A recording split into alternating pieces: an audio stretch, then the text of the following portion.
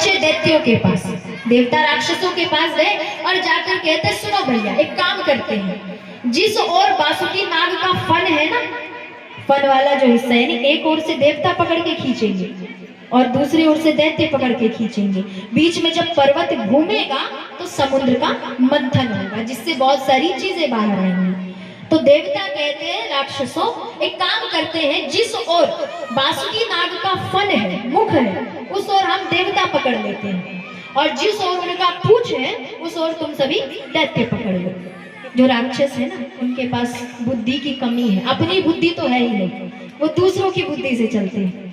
दैत्य विचार करते हैं ये देवता बासुकी नाग के फन का हिस्सा मान रहे, जरूर उसमें कोई फायदा है, जरूर उधर कोई फायदा है। दैत्य कहते हैं अच्छा एक बात बताओ, इस वक्त 3 लोक 14 भुवन के राजा कौन है?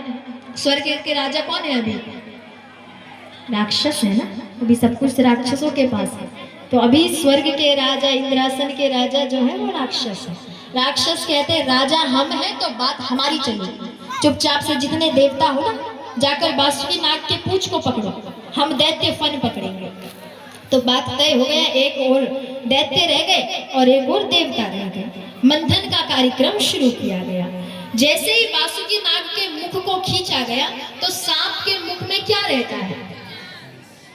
कहिए, विष रहता है ना। तो ढेर सारा जहर बाहर आया और उसी से आधे राक्षस वहीं पर समाप्त हो गए। अब दोबारा से मंथन शुरू किया गया है।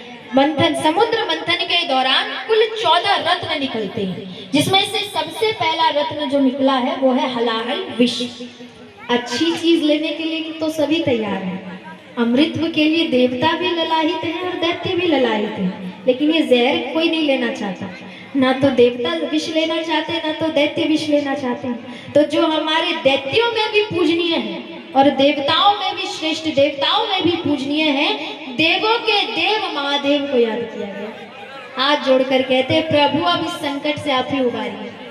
बाबा भोलेनाथ सबके कहने पर, सबके कल्याण हेतु पूरे हलाहल विष को शंख में समेट कर और बाबा उस हलाहल विष का पान करते हैं। बाबा भोलेनाथ उस हलाहल विष को अपने कंठ तक सीमित रखते हैं, जिस कारण उनका कंठ नीला पड़ गया और बाबा का एक बड़ा सुंदर नाम पड़ा, नीलकंठ महादेव। प्रेम से बोलिए नीलकंठ महादेव की। अब विष समाप्त होने के बाद दोबारा से मंथन प्रारंभ किया गया है। समुद्र मंथन के दौरान ही कामधेनु गाय निकली